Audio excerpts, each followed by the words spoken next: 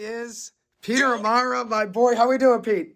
Doing great, Joey. How are you doing, man? Thanks for having me on. Doing well. Great to have you on. Thank you so much for being so willing to come on. I'm sorry about the technical difficulties, but no worries, man. I'm going to give you a quick introduction, talk about you really quick, let everyone know who you are. So there's my good friend Peter Amara, Northeastern hockey superfan. That's why I consider you the biggest Northeastern hockey fan I know. Number one in the business.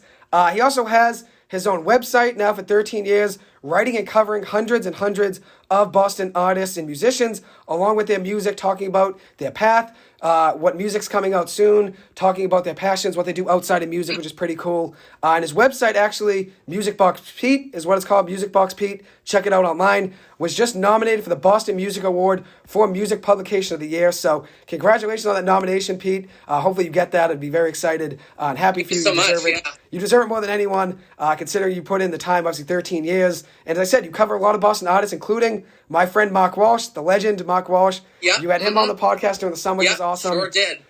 So you showcase Boston and New England artists, local artists, their new music releases. Then you also have a podcast as well on Spotify, Google Podcasts, Amazon Podcasts, and iHeartRadio as well, with interviews of local artists, including Mark Walsh, who get the platform to talk about their music and tell their story to you, and obviously talk about their new music coming out. So very exciting stuff, and I want to give everyone a quick link of where they can go to vote for Peter. I'm going to put it in the Spotify summary in the episode, and I'm also going to say it right now out loud. Go to bostonmusicawards.com/vote. bostonmusicawards.com/vote. You get one vote per email address, so please make sure to vote for Peter. He deserves it more than anyone, the absolute GOAT. How we doing, Pete? Doing great, Joey. Thank you so much for coming on. It's a real treat. This is unreal. I was happy you were able to come on. Obviously, this is something we've talked about for a while now, and now we get the chance to talk some Northeastern hockey live on air as we do at every game.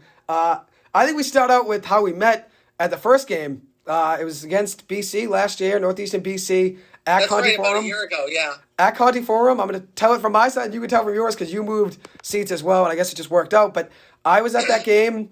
It was early in the season. Northeastern started out that game. I believe they were up at one point. I think it might have been 2-1 off 2 Aidan McDonough goals, which was awesome. And I was in the BC student section. Jordan Harris, Northeastern defenseman, went down, hit his head off the ice. Tough play there. BC's student section did not have the best reaction to that. I didn't like the cheering for that hit.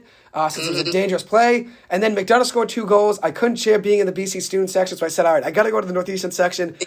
I got to go up top where I could be, where I could feel welcome and comfortable. Went up, sat up there, sat right next to you. Little did we know, 4 months later, I would be at that UMass Lowell hockey game at Lowell in March or February it was. And who knew? You'd be at that game, I'd be at that game, and reconnect there and now become really good Northeastern hockey. Buddies going to every game, becoming boys, and obviously being super fans, both of us, even though I consider you the number one super fan. But you can tell from your perspective, obviously you were at that game as well at Conti Forum, and you moved seats as well, didn't you said? Yeah, I did. Yeah, so I had moved over to the student section as well, too, just because there were so many kids over there in that section. So I moved over to the other side, probably around right after during second intermission, I think. So I went over there. I remember seeing this kid in a red sweatshirt who was videotaping a lot of things. I'm thinking, he must really love hockey or such. And we only had like a couple conversations. I do remember one thing you did say to me, like right after, because Northeastern lost that game. I forget what the score was. I think it was 4-2, tough game. 5-3. 5-3 maybe. We might have got a goal in the last second. Yeah, 5-3, yeah. So I remember we parted ways, and then you said, we'll get him again in the Bean Pot, because that's the one that matters. That always stuck with me. And we got that win, didn't we? We got that win in the Bean Pot. We did, yeah. We got that win in the Bean Pot. So that was actually, the Bean Pot wasn't too long after that UMass Lowell game, because I saw you. It was about 2 days after. 2 days after. Yes, so the first round of Bean Pot, BC obviously lost to Northeastern, and then that following, Friday, was UMass Lowell versus Northeastern. So I didn't see you at that first game against BC at the Bean Pot. But then we became friends at that UMass Lowell game, reconnected there again. And that UMass Lowell game was crazy because there weren't many Northeastern fans in general. And I remember me and Mark Walsh were sitting there, and Northeastern scored a big goal by Julian Kislin, his first goal of his career, I remember. And I look up, and it was me and Mark screaming, going nuts. And then I look up, and you were the only Northeastern fan I saw. Yeah, it was over a few sections over. Yeah, there was very few spread out. There's probably only about like a dozen there. There weren't many Northeastern fans. I remember saying to Mark, I said, I think I know that guy. I said, I think he was at Condy Forum beginning of the year, and I think me and him sat together and talked about Northeastern hockey. And I remember we were talking very briefly that BC game, but you knew your hockey, you knew all the players and stuff. So I said, he knows this. He knows the lines of the team. He knows who, the Dylan Jackson is, Ty Jackson. He knows the Jackson twins, and he obviously knew Matt DeMellis, Jordan Harris. I said, he knows the team. I said, so this is pretty cool that you knew everyone, because not many people follow college hockey to the degree me and you do, especially Northeastern. So you knew those guys, and then when I went up to you at UMass Lowell, I said, were you that guy at Condy Forum? And you said, I think so, yeah. Wait, were you the one that I sat with? And I said, yeah. And then little did we know, 3 days later, it would be at the Beanpot Finals when I talked about BC losing to Northeastern. We didn't even see each other at that BC Northeastern semifinals game because that was before the UMass Lowell game. So it really worked out. And what'd you see at that UMass Lowell game? Because you were sitting up top. You probably saw me come over, and you probably just I remember, you coming over to it. Then we were just talking about hockey for a little bit. We exchanged cell phone numbers, and we've been best buddies ever since. Yeah, we've been tight ever since. From there. The biggest Northeastern hockey fan I know, and it's a pleasure sitting at games. Obviously, I sat with you this last Saturday. It was a tough game for Northeastern, but I've sat with you a ton of games now. You go to every one of them. You don't miss any, really, at all. Yeah, I've only missed, if I can recall, 2 games in the so I've been a season ticket holder for about 5 years now. We'll only miss 1 year, obviously, because in 2020, fans weren't because of the pandemic. So it's really been like 4 years or so, but five calendar years total. But I've only missed 2 games. Only because of concerts, because I had conflicts with concerts I attended. So. Yeah, no, and we're going to talk about your music too, and your website. We'll talk about that in the podcast. Obviously, you being nominated, congratulations again. Quite the honor. I'm very proud. If you get it, even if you don't get it, it's an honor on its own. But I'm hoping you get it. And as you know, I have a big family, so hopefully everyone will get a vote in for you. Everyone listening to this, I'll put it, as I said, in the Spotify, YouTube description, so everyone can vote easily and go straight to, which is awesome. But yeah, we'll talk about Northeastern hockey. We'll start with them. Obviously got a big win Friday at BU. Yep. And then lost on Saturday. I wasn't at that BU game. I don't think you were either at BU, right? I wasn't at Gaines on Friday, no. Okay, neither was I. That was a good win, obviously. Tough one not to be at. And then Saturday, tough game. But one thing me and you were both proud of that Northeastern team is they found themselves down 1-0, and they found a way to battle back, got the 2-1 lead, and ended up losing that. But they really battled back the whole game, right? And that's one good thing. They have a lot of fight in this team. And obviously you're a big Cam Lund fan, which you pointed out he was a stud. He's a great player. We saw great things out of him. Even when he doesn't score, he's doing crazy things on the ice. So what's your perspective on Northeastern hockey on the year? Obviously, started a little bit slow last year, then got hot. They didn't lose a game from November 20th or November 18th it was, all the way to January 11th. It was like a 2-month stretch till that Arizona State game that we didn't lose a game in regulation. I think at some point we're going to heat up like that. But what have you seen out of Northeastern hockey? What do you think about the squad? I think the squad looks absolutely incredible. I think really starts up at top with Aidan McDonough, really with a captain with a veteran leadership right there, especially, mentoring some of the younger guys. Of course, Cam Lund, which I remarked, a couple games ago with how fast he was on the ice. Oh, he's a jet. I saw him jetting down the ice faster than any other player I've seen before. But, I mean, he's great. And of course, my boy, Choops, Matt Chupani. Who really gets his due in. I just think that he's got a lot to prove it, especially, and a lot of the other players too, and just, there's so many. Obviously, you got to mention Devin Levi, of course. Boy, I didn't even mention Levi. It's a good idea mentioning him. Stud. He's a beast. Best goalie in college hockey. Number 1. And he got another shutout on the Gaines on Friday, which I've sort of lost track of the record of how many shutouts he's it's nuts. He had what, 10 or 11 last year or something nuts. He had a ton last year. Then obviously this year as well. I mean, he's had, I think he might have a couple this year. And I think he has the school shutout record. I think so. I think Primo had it before, now he hasn't. Primo's only 2 years in, and he's technically 2 years in as a starter now as well, which is nuts. He did it basically 1 year, because Primo did it really in 2 full. So he's very exciting, obviously, to watch, and he makes some crazy leg saves. And like you said, it starts at the top with McDonough. We didn't mention Sam Colangelo, Gunnar Fontaine. Golangelo, Sam Colangelo, our boy. Which you're a big Colangelo guy just like me. We both love his game. Obviously brings a lot to the ice. Stick handling wise, he can stick handle, but his shot's elite. Yep. His shot's elite. And then Jack Hughes had a great game on Saturday, obviously with a poke check. Yep. This is the deepest, which I know you've been a fan now for some time, now 5 years as a season ticket holder. Would you say this is the deepest Northeastern team they've had, talent-wise? Yeah, absolutely. I mean, no question about it. I mean, going back to the first year when I had tickets, when I saw Sakura, Aston Reese got dead. I mean, just literally just I still can't believe that I got to witness them on the ice. I think with this year's squad, it pretty much mirrors that first year with all those players, as I mentioned, too. And, of course, Struves is another one, a good one, too, is really, coming into his own. And seeing all these other players, too, with some of the signings that the NLI signings, too. Absolutely. It really makes me hopeful for the future, too, just the constant revolving door of talent that's coming in, too. But with who we have now, I think this is the deepest team we have, and especially with all the games, because there's not going to be another home game for 2 months. So nuts. With Western Michigan, Union, Sacred Heart, LIU, with all, I think we have a good opportunity, especially with these non-conference games, to really make some noise, come BPOT time and Hockey East time in March. Definitely. And that's the thing with Northeastern, as you said it best. I mean, they're so deep, and you really just want to get hot when it comes to be February, March, when it really gets to the turning point of the season. We need to be playing your best hockey, which we did last year in February and March, played great hockey consistently. We played great hockey for the most part, from November to January, then had a couple bad games. Arizona State lost one game to Vermont randomly at the end of the season, which we shouldn't have. But for the most part, we finished last season very hot. And like you said, with all the talent we have, it's really hard to not think Northeastern will be in the top of the Hockey East. Obviously, have a chance in the Bean Pot. And if you look at it, Western Michigan's a great game for Northeastern to have a rematch this coming Friday at 7:30 in Nashville. Me and you will not be in that game, unfortunately. The one game you miss. You don't miss many games. I really don't know. But obviously, with it being Thanksgiving on Thursday, it's tough to get all the way to Nashville for the game on Friday. But it's a rematch of the Frozen Four tournament. Me and you were both at that game, the first round. Northeastern lost that game in March. That was your birthday, I believe, too, correct? Yeah. At the DCU Center, we were both there.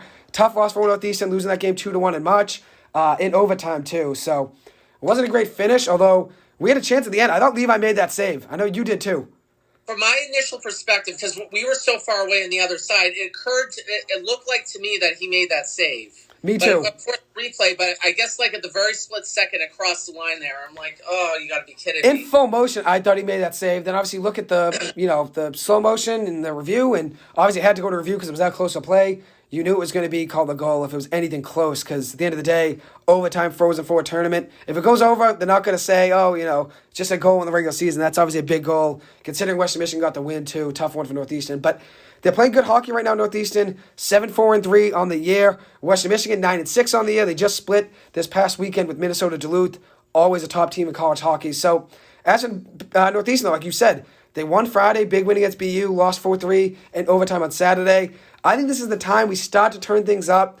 Obviously, like you said, you were there in the Gaudette days when Northeastern was really just consistent every game with Adam Gaudette and Sakura and them out there. Really never really had a bump in the road at all. And obviously this team, with a young team, you're going to have bumps in the road. Back then, that was a veteran leadership squad, I would say, as a whole, with the Gaudette, Sakura, Stevens. Absolutely. It was very, very much all vets. Now it's a lot of young kids.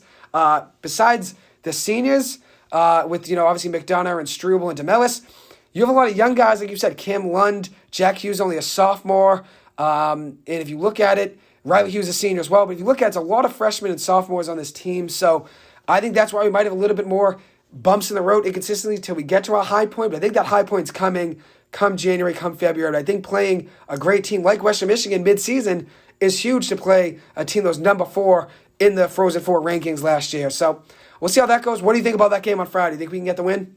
I think we can. I think that it's definitely a learning curve, especially what we learned from facing them before in March. I think, looking at them again, you can look at all the game video too as well. You look at all the game video from Western Michigan and just see, what did we do wrong the last time? What can we improve upon? What can we work on? What can we do better? It's always a learning curve, and what's the next step up the ladder? So I think we got a good shot against Western Michigan on Friday. I really do. Just exact a little bit of revenge. Dude, I'm with you, dude. I think they can get the win. I think if you look at it, especially considering we were close to them last year, and now they lost their best player, Ethan Frank. He graduated. We have still basically a whole squad besides a couple pieces. Obviously, the Jackson brothers being gone to ASU and Semp being gone to Arizona State and losing Julian Kislin and obviously Tommy Miller and then Jordan Harris. We have basically the whole squad back, too. So pretty much, yeah, the whole nucleus, yeah. They're going to want to get a win, get a little bit of a payback, obviously playing them. This is an out-of-conference game, a neutral game, too, so even if we were to lose, it's not the biggest deal, but I think they want to get a win. I think especially considering they're going to be together on Thursday for Thanksgiving with their eyes set on getting a win on Friday. Obviously, it's Black Friday. It's a big day for shopping. Maybe they get the win and then go out in Nashville maybe afterwards. Who knows? But I'm excited to see what that game looks like on Friday. Hopefully we get a win. I think if we were to win, it's going to have to be a low-scoring game again because I feel like with them, even if they're young, last year their technique, the way they played the game, their strategy was play quick. They played fast. You know, they had a couple 3-on-2s early in the game, the first period, which led to a goal for them in that game.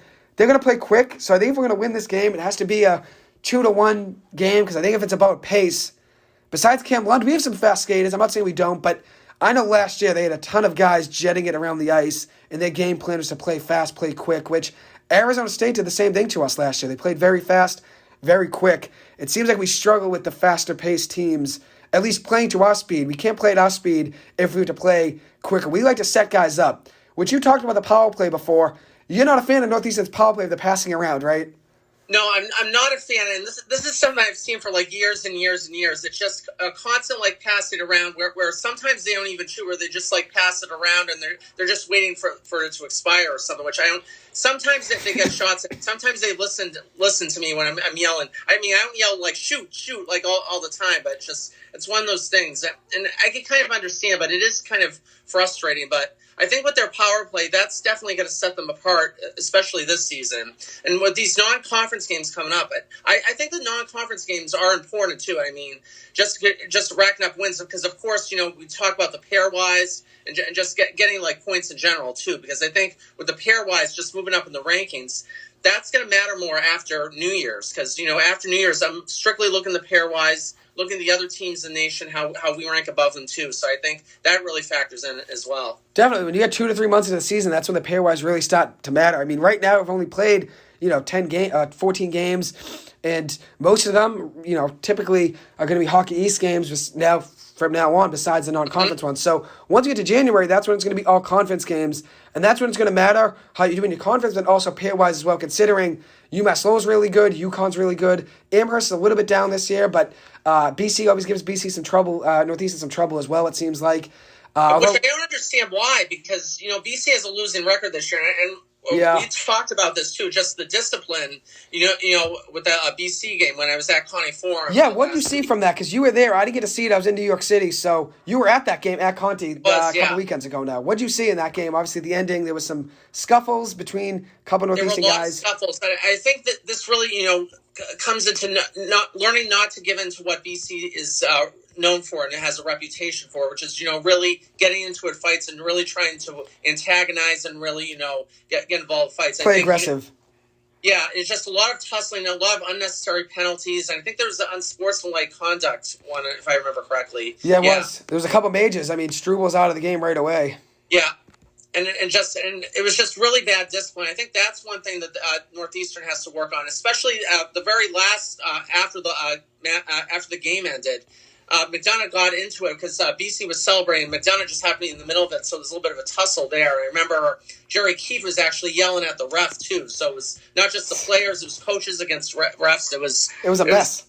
It was a mess, it seems like, obviously. And you were at that game, so you would see it from a different perspective than I did. They didn't show much of that on the broadcast. And then, obviously, when the game ends, they cut it. So they didn't really show much of the scuffle and stuff like that. But I read about it.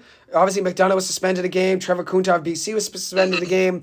And then Struble was suspended as well, a game for being thrown out with a major penalty. But if you look at it, though, overall, that was a tough game. But I think Northeastern will play their best hockey when they play BC again in February, and then potentially maybe even again in the Beanpot Finals. But you pointed out something great, 5 minutes ago now probably, that Northeastern's home game Saturday is their last home game that they'll have until January, was it 21st against Merrimack? Against Merrimack, correct, yeah. So 2 full months they don't have a home game. That's because they started the year with 6 or 7 home games. But it's crazy. If I missed that game on Saturday, even though we lost, I wouldn't be at Matthews Arena for another 2 months. For a hockey game, at least. I know we talked about potentially going to a basketball game, but for a hockey game, it would be 2 full months, which is crazy. It really is, because there's never been a gap, that too long before, because traditionally, if I remember correctly, the way the schedule is, like around Christmas time, they would always go up to Merrimack, like right before the Christmas break, and they would actually play in games like a little bit after January as well, too. Yeah. So a couple games, mostly non-conference. So during winter break, they play a couple, one, maybe a home and away, or maybe just a one single set game, like they did last year against Arizona State. That was just one game on its own. With that game being a rescheduled game, right? Because Northeastern was supposed to play someone else, and then someone canceled, right? Yeah, I remember because the non-conference game against it was some non-conference opponent. I forget what the reason was. And they canceled, and Arizona State was playing BU that like Sunday or Saturday, so they played that Tuesday night. Yeah. So and then obviously filled the spot. Obviously, they beat us in that game. I think it was 6-3 or 5-2. And then if you look at it, we end up losing the Jacksons to Arizona State, which the Jacksons, this is how deep Northeastern is right now. The Jacksons are good enough to play second line of most college hockey teams, if not first. And they would have been on the third or fourth line at Northeastern right now, which is nuts. It really is, yeah. And we were both fans of the Jacksons. You liked Ty and Dylan just like I did, both very good players. And then we obviously lost Semp. TJ Sempton fell to Arizona State as well, which I know last year was a big debate between Semp versus Levi. Both of them are such good goaltenders. I didn't want to lose either, but I knew at the end of the day it was either Levi going to the NHL or Semp staying, or Levi staying and Semp getting some playing time elsewhere. So that was obviously tough, but you agreed with me, though, at the end of the day, as long as you got one of them. We talked about last year. As long as you keep one. I wanted Semp, but as long as we keep one, I'll take it. But and obviously, Semp's a great goalie. Levi's a great goalie, so we really couldn't go wrong either way. But you see some terrific things out of Levi every game he plays, right? Just like I do. Some crazy saves. Yeah, it really is. Just with the way, though, that he stands on his head and just, it's really his instinct that he knows where the puck's going to be, literally at all times, and really just looking behind the net, seeing everything that's going on in the action on the ice too. Because sometimes, especially in real time, it's really difficult for me to keep track where the puck is. So I don't know how Levi does it, but just his natural born instinct that he has too. Because I really believe that he's born with it, just the instinct to make all those saves, and again all those shutouts that he's accumulated. His goals against average this year, it really has been phenomenal. Oh, he's terrific. He's terrific on and off the ice, too, as well. I mean, he's a leader in the locker room. He's only a sophomore, or now technically a junior academically, but a sophomore playing-wise, and on the roster as a sophomore. I mean, now he's been in the locker room for some time, too. I do like when they have him as a post-game interview. It doesn't happen very often. It's not every game, but when they have him in there, he always speaks very well and speaks highly of the team around him. So Joe's a leader even though he's a young kid. And now I'm going to ask you this, which this is a good question. This probably generate a lot of discussion here because there's so many Northeastern players that me and you can go back and forth talking about guys. We can talk about Adam Gaudette. We could talk about Lincoln Griffin. We can go back and forth about Matt DeMellis. I mean, we can go back and forth about so many players. Yakov Novak. We go back and forth about so many players. It's going to be hard to make a list. But do you have a top 3 or top 5 favorite Northeastern hockey players ever? Maybe in the last 5 years. We'll cut it at that. The last 5 to 7 years. Do you have a top 3 or top 5 players? It's hard to come to a consensus. It really is, yeah. Especially to rank them 1 through 5 because I don't want to leave anybody out. But number 1 for me is Gaudette. I mean, Gaudette is the absolute reason why I have season tickets. Just his natural instinct. He was a total star, was born to play hockey, just was incredible on the ice. The game was never in doubt when Gaudette was out there. I mean, he just exudes everything about Northeastern hockey and was just a constant, warrior on the ice, especially the Beanpot against BU where they won 2018, first one in 30 years. 3 or 4 goals, yeah. 3 goals, right? The rest of my life, yeah. Oh, I remember it too. That was our first win in, was it 34 years, right? You said 1988? It's at 88, yeah. 30 years, was it? Yeah, 30 because 2018, you're right. It was 30 years. And then obviously it was the Hobie Baker winner that year. So that's not a bad number 1, which it's going to be hard to make a 3 or a 5 list, but I'll do either. If you want to make a 5-person list, I'll give my first. It's also Adam Gaudette as well. Electric player on the ice. Local kid from Braintree. Came to Northeastern as a young player. His first year had some goals. Then second and third year really took off. His first year showed some talent, which he was a young kid, so he's on I think it was third line his first year. Then that second year, he moved up to the second line, first line power play. And then that third year was Sakura, Stevens, Gaudette, first line. Best line in all college hockey that year. Generated the most points. I will have him at number 1. As you said, nothing was ever in doubt with Adam Gaudette in the game. And if you needed a big goal or you needed a big assist because he could set you up as well, you were getting that from him every single game, night in, night out. So do you have a number 2? Number 2 for me is Zach Aston Reese. Aston Reese was another player, and he was sort of, from the same mold as Gaudette, but, he had a little style and finesse to him, dude. He just had something special to him where, he wasn't out there to be like the biggest star and everything too, but, could sort of hold a presence in the room like just enough because he wanted to blend in and not stand out. I think that was his, MO on the ice too, was just to sort of, support the other guys, but he's one that I always remember, especially during us senior night, which was they had senior night with all the Mexican hats and everything. I remember that. Yeah, he scored a hat trick in that game. I remember that. Stud. Yeah, he was a beast. He was a great player. He was one of mine too. One of my favorites. Yeah, it was against Clarkson that night, I think. Yeah. You have the whole schedule memorized, which I love. I mean, you got every game. You know every game what the score was. It's great. You're an encyclopedia for Northeastern. As I said, the biggest Northeastern hockey fan I know, Northeastern Superfan. You guys heard it here first. But that's a great number 2 there. My number 2, more recent player, which you know what's coming next, Jordan Harris, defenseman, obviously was the anchor of Northeastern hockey for 4 years, the last 2 years being an assistant captain, then a captain. I think with Jordan Harris, you were just never worried when he was on the ice. You just felt so comfortable every single time he was on the ice. And I think one thing that Northeastern misses now, even though they are in great years defensively, and Jaden Struvel's been great, and Hunter McDonald, the freshman's been great, and obviously some other pieces as well in the back end on defense. But one thing you're missing now is maybe the leadership. Besides Struble, Northeast doesn't have the veteran defenseman leadership like they had in years past. Even though it doesn't show on the ice maybe, I think every single time you have a guy like Jordan Harris in your locker room, you have an advantage to start. You have a guy that's going to be leader on the ice, in the locker room, and Struble picks up great on the ice as well, playing-wise. And I'm sure he's a great leader as well, too. But there's something with Jordan Harris, the way he carries himself on the ice, off the ice, that just speaks more to him as a player and then as a person as well. And he's a really nice kid. Met him 2 or 3 times. Really good kid, really good player, and I do miss him out there for Northeastern. Probably the most consistent and well all-around defenseman I've seen for Northeastern hockey in the, 10, 15 years I've been a fan of Northeastern hockey. The last 6 or 7 I've been a bigger fan. The Gaudette days really got me locked in. I'd say he's been the best defenseman overall, which we've had some good ones, but I think he's the best one overall. Jordan Davies was pretty good. He was pretty good overall. And then there's some other guys in there as well. But I would say Tommy Miller was good last year too. But yeah. Mm-hmm. I would say Jordan Harris is the best defenseman Northeastern's had in the years I've been a big fan. But what I love about this, about naming our 5 players, me and you can name random players just back and forth. Garrett Cesare, Tanner Pond, Jordan, Eric Williams. We could go back and forth all day about just random players, which is great. Mm-hmm. So Jake Thoot, the backup goalie. That'll be my second one right there, Jordan Harris. John Picking. John Picking. Your boy, you were a big John Picking fan, if I remember right. I am, yeah. He was great. He was good. Austin Goldstein. We could go back and forth all day.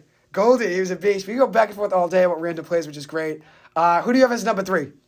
So for number 3 for me is Primo, Caden Primo. He was, and just with what he was able to do, especially Northeastern, was absolutely phenomenal. Just, he has a lot of the similar characteristics with Levi, with just his natural instinct. But one game I'll always remember, January 2019 against UMass Amherst. He made one of the most ridiculous saves. I only caught the tail end of, with seconds left to go against UMass Amherst. Sold-out building. He made, the save. He was practically on his head. It was absolutely he was electric. That must have been cool, because I didn't go to that many games back then. I went to some, because it was the Gaudette days. I probably went to 5 to 10, in the Gaudette's couple of years there, maybe 10 games. I didn't go to every game like I did in the last year or two, just because in high school I was busy playing baseball, basketball. It was hard to really find the time as much as I wanted to now. And now it's like, when there's a Northeastern game, I don't care what's going on. I'm there if I can be. But yeah, I would agree. Primo, probably besides Levi, the best goalie Northeastern's had. And it's close between the two of them. I still think Levi's probably better, but it's pretty close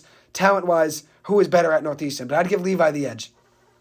Absolutely, but he's a respectable, number one goalie than your 3rd overall, because if you look at it, he gave us our first win in the Beanpot since 1988, gave us a chance to go to the Frozen Four tournament, even though we ended up losing, obviously, to Michigan, gave us a chance to go, and then also was top 1 or 2 goalie in college hockey when he was there, so that's a good number 3. Strong number 3. My number 3, which probably going to go another recent player, current player, Sam Colangelo, number 3. Huge fan of Colangelo. I think when you watch Colangelo's game, there will be a goal. Like last year against BC, when he had that goal, when me and you were sitting together last year, he had a goal against BC right over BC's goalie Eric Dopp's right shoulder. It was the 3rd period. We were already up 3-1, I believe. It was a regular season game in February.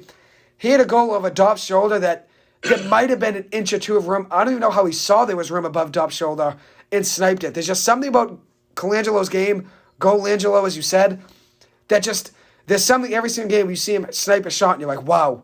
There's not many guys in all of college hockey and not many in the NHL that could snipe as good as he can. So I'll have Colangelo at number 3. Who do you got at number 4? And obviously you're a Colangelo fan, so you want to comment on Colangelo, you can as well. I know you're a big Colangelo guy.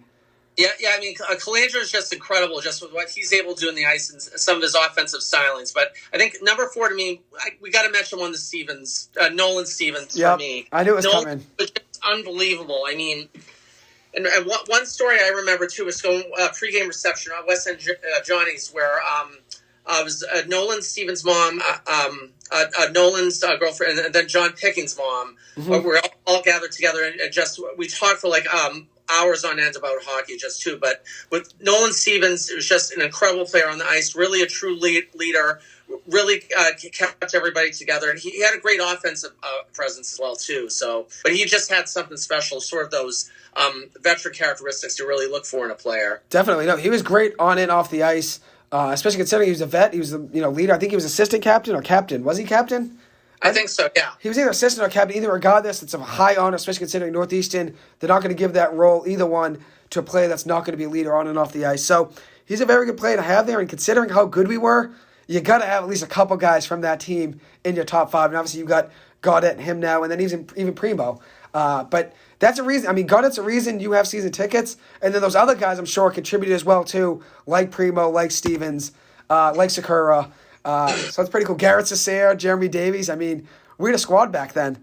We really did, yeah, too. And Ryan Ruck, too, was a great goalie, too. Ryan Ruck.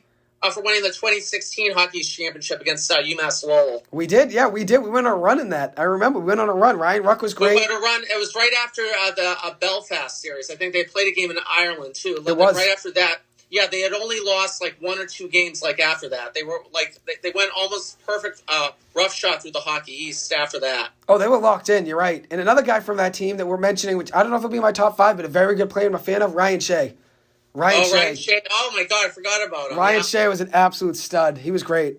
And so now I'm going to go to my fourth, which you've had some four really good ones. I'm going to have my fourth. We overlapped on Gaudette. Everything else has been different, but it's fine if we overlap. My fourth, Tyler Madden. I'm sure it'll probably be your fifth or maybe sixth if we were to keep going, which I know you're a big Tyler Madden fan. You were a fan of a celebration. But you were talking about a celebration. That goal in overtime was against Providence, right? Or was it UMass? It was UMass Amherst. Was it Amherst? Amherst, yeah. It was either Providence or UMass Amherst. Either team was very good. So I think you're right. It was Amherst. Huge goal at Matthews Arena. I believe it was in 2018. And then had the celebration. Yes, the rowboat celebration. One of the best of all time, yeah. It was electric to be there. And one thing about Madden that was just different, just like Gaudette, just like Colangelo, just like even Lund, when you see these guys on the ice like McDonough, you just see something different in their talent. And with Madden, speed, the ability to shoot, even get a little physical. I mean, he'd play hard defense as well.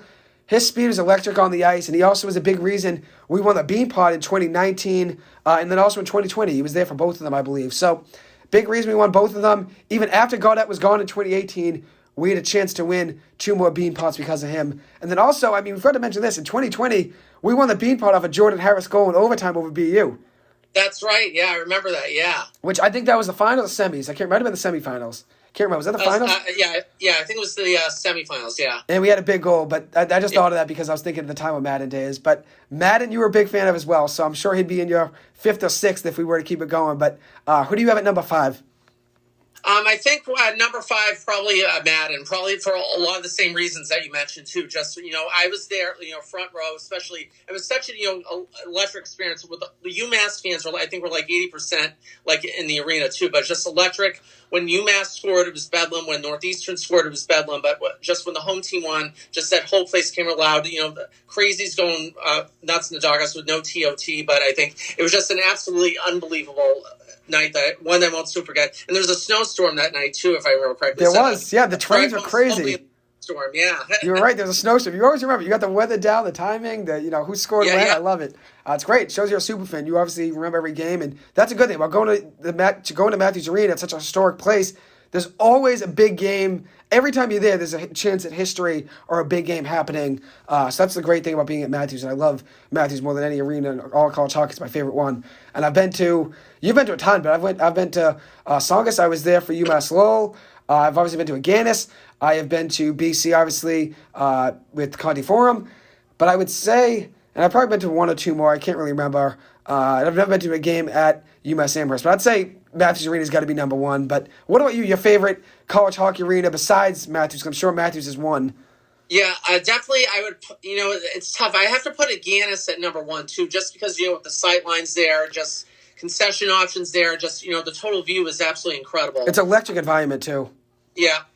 I put Saugus Arena at number 2, just for sentimental reasons. It just the sight lines there are absolutely phenomenal. It just has a great, arena feel in there too. Just everything there is phenomenal. So I put Saugus at 2. Okay, and then DCU Center is probably lower, I'd imagine, right? It's not going to be top two. Yeah. DCU, is probably way down. Me too. It's low on my end too. I mean, the seats and stuff are all broken down for the most part. We were there, but hey, we were there for the game, so didn't bother us too much. But number 5 for me, which I would agree with you, I'd probably say I'd go Matthews Arena number 1. Number 2, it's hard. I'd probably go Saugus just because I like the way Saugus is set up. Yeah. It goes high up with the rows, but you can see everything and have a great angle no matter where you are on the ice. Even though I love Matthews, if you're on, one part of the ice, like, on the center ice, but on one side or right before center ice or right before the bench, you can't see the other side of the ice. So if you're sitting, let's say, laterally to Devin Levi, it's going to be hard to see a goal on the other side of the ice. But at Saugus, you can kind of just see everything, which I like. But Matthews at 1, Saugus at 2. I'll go Conti Forum at 3, just because I've seen a lot of games at BC. Always loved Conti Forum, even though, as I said, I'm a Northeastern fan first, then BC second. And then 4th, I will go Agganis. Agganis, beautiful arena, as you said. Concessions options, and then obviously, even when they're bad, they fill up the house always, which is cool. And now for number 5 on my list. This is tough. This is hard putting a 5th one, because I feel like there's so many guys in play here. Yeah. Right? I know it's for you too, which we'll do a couple honorable mentions as well. But I'd say for number 5, I'm probably going to Aidan McDonough, even though it's very close. There's probably 3 or 4 guys in play here. Julian Kislin, honorable mention. Yakov Novak, even though he's a couple years in, honorable mention. And then also, only being 1 year for Northeastern, TJ Semdenfelder, also an honorable mention. And then obviously Dylan Sakura too. But I'll say 5th one, Aidan McDonough. I'm happy he came back for senior year. Once again, another local kid, came to Northeastern, shined bright, and has just been a tremendous player his whole career. And now, the last 2 years, great goal scorer, being number 2 in college hockey last year, being top 10 right now in points once again. Such a great player all around. Happy he came back as a senior. And what about you for honorable mentions? Aidan McDonough, you can talk about him, you can talk about honorable mentions. What do you got?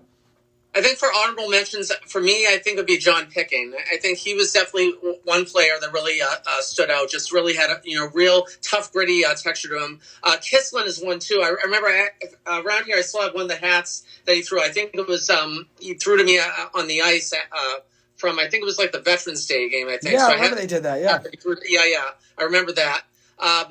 Then Lorario, too. Lorario was absolutely... Lorario, yeah. I mean, he was a real tough-nosed player, too. I mean, he really had that real toughness and grittiness to him. Definitely. No, he was good. And another guy we forgot, which I know me and you are big fans of both are big fans of, Zach Solo. Oh, Solo, how could we forget about him? Oh, man. I mean, Eric Williams was great on that team. Zach Solo was great. And then there's another guy I'm trying to think of, I'm forgetting now. Brandon Hawkins. Hawk. Oh, my God. We were both Hawk guys. Hawk was a beast. He was a stud out there on the ice. And there's another guy from that team, I'm trying to remember now, that I know both of us have mentioned. We're like, oh, yeah, no, he was a beast. Grant Josefek, beast. Oh, Jose. Oh, my God. We can't... Grant. There's not a team without him. Oh, my God. He was a stud. I mean, we just named the whole team, which I love. And obviously, your biggest honorable mention, I would agree. I would go with you with John Picking being a very gritty player. Probably, if you had to pick a number 1 most underrated player for Northeastern hockey over the years, would it be John Picking? Because I think he was very underrated as well. I think he'd be up there. Probably number 1 for me, yeah. I would probably have him top 5, top 3 probably. I would say Kislin number 1. I think even though he didn't score a goal until his senior year, you always got consistent defensive play. He was good at poke check and getting back on defense. He was always out there giving it his all, especially in the penalty kill. I mean, he was typically second line penalty kill. Obviously, it'd be Harris and a lot of the time last year Tommy Miller, but he was out there always in that second line giving it his all, and I really liked what I saw from Kislin last year on offense. So I would say that's pretty good too right there. Most underrated Huskies ever. You got obviously my guy Julian Kislin, your guy Julian Kislin, and also John Picking as well. And then obviously me and you were both Hawk guys. Hawk was a beast. Solo was a beast. I mean, there's too many honorable mentions. We could keep going with guys today. Gunnar Wolf Fontaine. We could go all day. Oh, absolutely, for sure. My God, it just go nonstop, on and on and on. Riley Hughes, very underrated. Yeah, Hughesy, yeah. Yeah, no, he's a beast. And also, one guy we didn't mention, which I know me and you, once again, both fans of him, and I think you're a bigger fan of him than me because you always liked him, was what's his name? Trying to remember, on the team right now, He hasn't played all this year. We just pointed him out. The name just went out of my head. He didn't play much this year, and we just said it the other day. Oh, he hasn't played much. Oh, was it Dorrington? Dorrington's a beast. It's not Dorrington. Let me see. Oh, Missouri? It's not Missouri either. It just slipped out of my head. Just as I was going to say it to you, it slipped out. Which the guy that was on the team last year, and you like him. Oh, Outzen. Outzen. Yeah. Outzen, the one guy we couldn't name. We named every player on the team ever. Outie, you're a big Outie fan, and obviously he hasn't played as much this year. But a junior, he'll get his chance on the ice, hopefully this year, especially considering he's probably hurt right now. That's one of the reasons he's not playing since he played last year. But I like Outie too. Good player, but I know you're a big fan of him. So, anyways, we'll switch off the Northeastern hockey talk. We'll stay on the topic of sports, or we can move on to music. We'll talk about the Niners still. We still have the Niners to talk about. Maybe, that's right. Yeah. Maybe you can touch on the World Cup for a second if you have a minute. And then I also want to talk about your music and your website. So what would you want to move on to really quick? We'll talk about, we have time, but we can talk about the Niners for a few minutes. Talk about Jimmy G. Yeah, let's do the Niners. Let's do the Niners, yeah. All right, let's talk Jimmy G. Obviously now they're 6-4, big win last night. Now they're tied in the NFC West at 6-4 with the Seahawks. 3 straight wins for Jimmy G. They won last night 38-10 over the Cardinals, destroyed them on Monday Night Football. 21 unanswered points in the second half for Jimmy G. 29 passing, 4 touchdowns, 228 yards. And then also found Kittle for a couple touchdowns. Ayuk for a couple touchdowns. McCaffrey, who they just got in that trade just about a month ago now. 7 carries, 39 yards. Also added 7 catches with 67 yards. Shanahan's been using him in the slot, using him very well. What have you seen out of the Niners? What have you seen out of Jimmy G? I know you're a big fan of Jimmy G, so I'm sure you're happy seeing him get a chance to shine yet again for the Niners like he has now for the last 3 or 4 years. Yeah, absolutely. I think what I've seen from Jimmy G, especially in the last few weeks, is just how comfortable he is in the pocket, just his presence, and just being able to get the ball out quicker than I've ever seen before. I think that's his thing. I think with Jimmy, just, obviously, turnovers and interceptions are a problem for him, which I think he's only had 3 or so this year. I'm trying to remember. I forget how many. He doesn't have many. I can check his stats overall, but yeah, he doesn't have many. Yeah, but I just think with Jimmy, he's more comfortable in the pocket. He has so many weapons at his disposal right now. There's so many more notches in the arsenal, just more options to throw to. And I think he's going to be more comfortable too, especially as we get later in the season too. And again, we're perfect in the Division 4 now. We still got 2 more divisional games, 1 more against the Seahawks, 1 more against the Cardinals. So Big I think. Ones. Yeah, so I think that really sets us up well moving forward. Just more weapons, especially the games. The Saints is going to be a good one. Dolphins is going to be a tough one. Yeah, and then Bucs, and then at Seahawks, Commanders, then at Raiders, then we face the Cardinals again to close out the year. So I think I'm really hopeful for Jimmy G and the Niners. I think they definitely got a good shot, especially the NFC now, which is, the Eagles are definitely on top, and then it's a bunch of other teams mixed in too. I think the Niners will be able to separate themselves from the pack. I honestly think the Niners have a good shot. Up until this week, I thought they were a good team. I didn't think maybe winning the NFC. But what I saw them this past week, like you just said, they have so many weapons. Brandon Ayuk, George Kittle, Christian McCaffrey, Deebo Samuel. Jimmy G's a good quarterback. They got Trent Williams, great left tackle, I should say. Very good quarterback, Jimmy G. Obviously, he's gone them to the Super Bowl before. I mean, they have a good team around him. And if you look at the division, like you said, it's really them and the Seahawks. The Rams are done. The Cardinals are done. They have a chance right now, a window to still win. And no one really thought Jimmy G was going to be back this year, considering Trey Lance was supposed to be the guy. Then Lance obviously goes down. And now he's obviously stepped back into the role and has been great. And I think that obviously speaks to his strength as a player, and then obviously his strength mentally as well. It's hard to stay on a team that wanted to get ready the whole offseason, wanted to move on from him because they were going with Trey Lance. It shows how much mental strength he has because he said, okay, I'll accept my role as a backup. Maybe I'll get my chance. Maybe I won't. And now he's succeeding yet again. It's 15 touchdowns to 4 picks. So not many picks considering 15 touchdowns, 4 of them last night. In his last 4 games, 8 touchdowns, no picks. Last 3 games. Last 3 games. Yes. Last 3 games, Rams, Chargers, Cardinals, 3 touchdowns, no picks. Pretty impressive. Freaking believable. I mean, and then last week he ran in for a touchdown. Yeah, he really is just absolutely phenomenal, especially the shoulder surgery that he had in the offseason, which was definitely sourced some debate because I guess the team didn't give him permission to get the shoulder surgery, but he went ahead and got it anyway. But it really seems to have done wonders for him. So. Definitely. And he's looked great. And also, one thing that's Jimmy G related, but the Niners really for the most part, is I saw a cool statistic. The Niners winning last night handed them the most Monday Night Football wins of all time, 52, which is crazy. Which it shows they have a lot of chances to, if you have 52 Monday Night Football wins, that means you get a chance to watch to be on Monday Football a lot. And the other 4 teams that are in that top 5, Steelers with 51, Cowboys with 49, Dolphins with 43, Raiders with 42. And obviously, it plays a role with being a big franchise, a big market like San Francisco. You have a big fan base people want to watch, and obviously that helps. And I think that's just a side statistic I thought was cool to mention. But I think the Niners have a chance. I would take the Niners, honestly, over the Eagles right now. I think the Cowboys and the Niners right now, which I think the Eagles are probably third, even though the Eagles have the best record in the NFC. Right now, if I'm picking between 2 teams I think the NFC Championship is going to be, it would probably be Cowboys-Niners. I think they're playing the best football right now. Absolutely, for sure. No question about it, too. They're playing the best football, and like you said, Jimmy G has so many weapons, so many ways he can beat you. It's going to be tough to stop Kittle, McCaffrey, Ayuk, and Deebo Samuel if all of them stay healthy. Obviously, Ayuk's been healthy for the most part his whole career, but Kittle's had injuries, McCaffrey's had injuries, Deebo Samuel's gotten banged up before, even though he plays for the most part. That's 3 guys right there. You keep them healthy, and obviously Ayuk as well, and Jimmy G and Trent Williams. They're going to be a scary team come playoffs. And especially, with Fred Warner, too, the linebacker core the Niners have. Oh, he's a beast.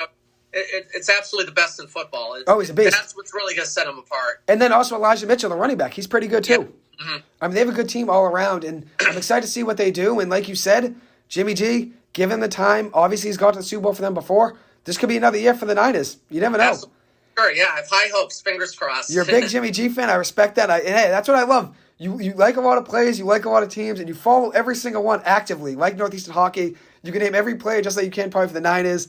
And also, you're a Bruins fan. You also follow a lot of soccer. I mean, you probably follow every team to the highest of your ability and know every player. Much, so yeah. You're a sports fanatic, and that's great, just like me. It's awesome.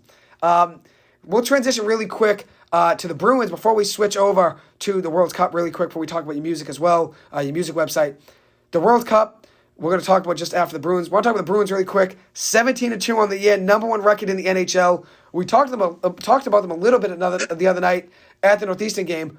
What have you seen out of the Bees this year? The Bees are just, really firing all cylinders, especially, with Pasta, with Marchand, and, of course, Bergeron as well.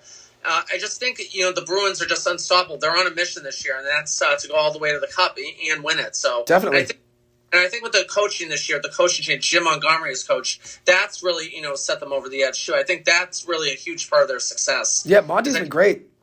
Yeah. And I think with Cassidy last year, I think a lot of the players lost respect for Cassidy last year, just, with some of his stylings or just his whole coaching philosophy. I'm not exactly sure what it was, but yeah. I think just with Montgomery this year, he's really settled him down. He's really had a very laid-back, conservative approach to which I kind of liked, and it's really done the Bruins wonders. Definitely. I mean, it's worked out, too, for Vegas. Obviously, they have the 3rd or 4th best record in the NHL, so I guess it worked out for both teams, obviously, both sides, I should say. It worked out for Cassidy to move on, and then also worked out for the Bruins as well. Getting Jim Montgomery's been great. Obviously, had some coaching experience in the past as well, so he came in with a little bit of leadership experience and a little bit veteran, experience as well, being on a couple franchises and being with some teams as a coach and assistant as well. And now he comes to a team like the Bruins with so much talent. It's hard. Here's the thing. I talked about this with the LA Clippers before too.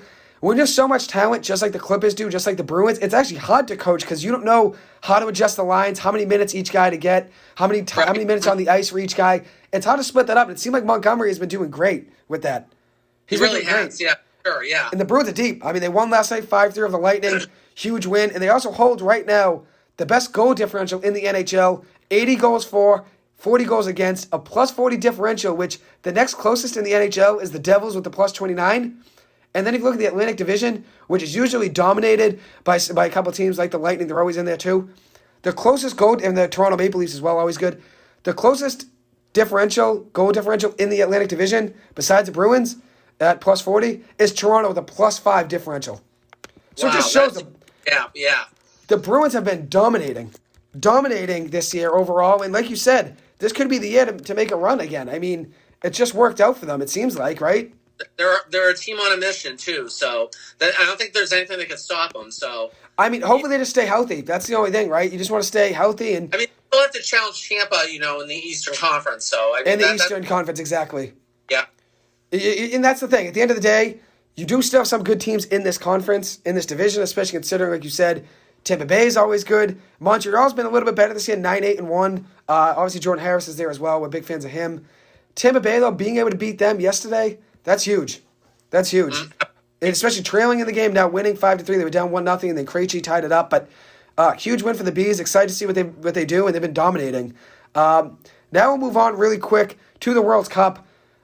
Tough game for the U.S. tying Wales yesterday, but a positive from that game is even I like Wales' team. I like the way they play the game. I actually had them making a little bit of run in the World Cup, but I like what the U.S. did in the first half. Played very quick, very fast-paced. Then in the second half, when Wales jumped to stop playing, quick-paced and started playing with the highest speed, higher intensity, the U.S. played a little bit more conservative and played more defense. So I thought maybe that hurt them a little bit. But at the end of the day, tying wasn't the best case scenario. But now it comes down to obviously winning, obviously beating Iran, and then maybe who knows what they do against England. But might come down to that goal differential, considering if both Wales and the U.S. beat Iran and lose to England, it might come down to the goal differential. But what did you see in that game against Wales? I know you love Pulisic. You're a big fan of him. He had a couple tough injuries, but hopefully he's all right. Obviously, he came out of the game at one point. Yeah. What did you see out of the USA team yesterday? I thought that Team USA started out strong too. They were definitely moving all over the field. They really made their presence known. Especially Pulisic. I thought Pulisic got a couple good chances. Early on in the first half too. I thought he would be the first one to score the goal. But when they scored it, it's just bedlam. I was watching at a 99 restaurant too, and there was a few other people in there too. But I was going a little nuts in there. But it really, yeah, I love it. It really was just, unbelievable the way they dominated the first half. Then the second half, I think, as you mentioned, they got a little bit passive. They kind of changed their approach a little bit, which I don't agree with. If it worked in the first half, why not in the second half? Just keep things the way they are. I think Berhalter, I don't really, know too much about him. I think he kind of, lost it a little bit in the second half. Yeah. On that, especially when Bale scored the penalty shot. I'm like, you got to be kidding me. So yeah, that was a big goal for Bale. That actually ended up being his 41st goal ever for Wales, in 34 of them come in competitive matches. So 85% of his goals have come in big games, competitive games for Wales. And that was their first goal in the World Cup since 1958. So obviously that was a big turning point in the game. That was huge. Them tying it, obviously off the penalty kick. You never want to really, they didn't lose the game technically. It was a tie. But you never want to have a game be decided on a penalty kick. And that's ultimately what that game was decided on, was a penalty kick. So tough, obviously, for the U.S. But I think at the end of the day, one positive for the U.S. is when Wales started turning it up in that second half, Wales could have scored multiple times. It could have been 3-1, 2-1. Absolutely, yeah. There were so many times where I think it did go in. And Matt Turner is an incredible goalie. He played great. I played for the Revs, and he's with Arsenal now. So he played for the Revs. Yeah, I saw that, which is pretty cool. And obviously, he played great yesterday. Made a couple terrific saves. And Wales, in the second half, got a lot of shots on net. They had 6 or 7 shots total in the game to the U.S.'s 6.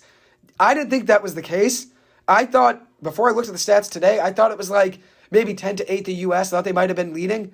Wales actually outshot the U.S. 7-6. So at the end of the day, and a lot of those shots were good opportunities by Wales, you'll take the 1-1 tie. At least it wasn't a 2-1 loss. Hopefully, now you beat Iran by 2 or 3 goals. Maybe give England a game, lose maybe 1-0, or maybe even win. Who knows? You never know. Saudi Arabia today beat Argentina. You never know what's going to happen. Yeah. Which is awesome. At the end of the day, you always want to see an underdog beat a powerhouse, unless it's your team being the powerhouse. But you always want to see the underdog win. I thought that was awesome today for Argentina, or for Saudi Arabia getting the win over Argentina. So who knows? They play England 2 o'clock. Is the U.S.'s next game. England at 2 o'clock on Friday. What do you think about that game? Obviously England's going to be favored. England's obviously a powerhouse as well in the soccer world, just like Argentina is. But anything can happen, you feel like, correct? I think so too, and especially with this game, I think Team USA has a lot to learn, especially from the Wales match. I think with this one in England, which of course England's going to be heavily favored. I think USA is just going to start out like game busters, right from the first half. I think starting there and of course maintaining that transition in the second half is what I think will really set them apart. And I definitely have high hopes too, especially with what England has to, with Mount, Rice, Gallagher, everybody that they have. Obviously, I know their names because they're all Chelsea players, because Chelsea's Premier League, so I know... yeah, you're a big Chelsea fan, right? I remember that. Okay. Right. My sister's a big Liverpool fan, so you wouldn't be a fan, probably. Yeah, no. You wouldn't be a Liverpool fan, unfortunately, but they got some good players as well. But yeah, a lot of those England players from following Chelsea, which is pretty cool. And you're a big Chelsea, Northeastern, and Niners fan, right? Those are your 3 teams? Those Three biggest. Correct. Yep. Mm-hmm. 3 biggest. We follow everything else. Follow the Bruins as well and stuff like that. But you do also stay loyal to your top 3, which is pretty cool. But yeah, no, England's very solid all around. They can score goals. They can play to a quick intensity. They can play that conservative game and still score goals. I think it might be a tough game, but at the end of the day, you never know what's going to happen. And I think if the U.S. were to lose this game, at least keep it close, goal differential-wise, lose 2-1. Maybe if you're going to lose 1-0, 2-1, maybe 3-2. Only lose by a goal if you're going to lose, because at the end of the day, you want to keep that goal differential in place in case Wales loses to England as well, but they're going to beat Iran. I mean, you never know. That's another thing. I mean, I'm talking like it's automatic we're going to beat Iran and automatic Wales is going to beat Iran, but you want to at least put yourself in a good position. If you were to lose this game, limit it to 1 goal. Because England's good. They just won 6-2 in their first game over Iran, so they're good.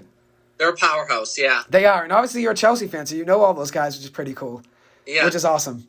And I like Liverpool because of my sister, and they've had a tough year, unfortunately. But it's all good, though. We'll see what happens. In this, obviously, I think this means probably more than a regular season game in the Premier League, even though that's huge. But it seems like the World Cup brings the entire world together. I feel like every player would rather win this than, win, which I think they want to win in, the Premier League as well. But I think at the end of the day, if they could pick winning for their country or winning for, a club team, I think they're all going to pick winning for their country. It seems like everyone's just more passionate about that, So I'm sure they're all psyched. It should be a big match. But like you said, I think it's about trying to limit, since they have so many goal scorers and stuff like that, it's just trying to play our game, but at the same time, a lot of those guys have a chance to score like Gallagher. They have so many good players. Gallagher, like you mentioned, it's going to be a tough game for probably the U.S. than it was Wales because England's going to get a lot of shots on goal. But at the end of the day, you never know who's going to win. Just like Argentina today probably thought they were going to suit up and get a win against Saudi Arabia. You never know. When you step on that field, you never know what's going to happen. Absolutely. And I think with Pulisic, too, I think, Pulisic and Mount are teammates. So I think if Pulisic knows what Mount knows, I think that sort of gives Team USA an added advantage. You're right. Sure. Pulisic's a stud. Yeah, he really is, yeah. He's a great player. He gives it his all, and he did have a couple of tough falls last game, but he battled through a couple of them, and hopefully he's 100% come Friday. Now he has 2.5, 3 days to get ready for that, which I'm excited to see what happens there. But anything else you want to mention in the World Cup? Any predictions? Any team you got going all the way? My prediction was England versus Brazil in the finals. That was what my podcast prediction was. If you have a team, have a couple teams you got. I think probably a team that I see going far is probably France, I think. Because I know France is playing Australia on Friday, so I think France is definitely, higher up. Definitely a team I see advancing. Oh, they're good. They got a 4-1 win today over Australia. Australia was up in the first 9 minutes, had a goal at the 9-minute mark. The fastest goal, actually, in the whole entire World Cup tournament so far this year. And then France scored 4 straight unanswered goals.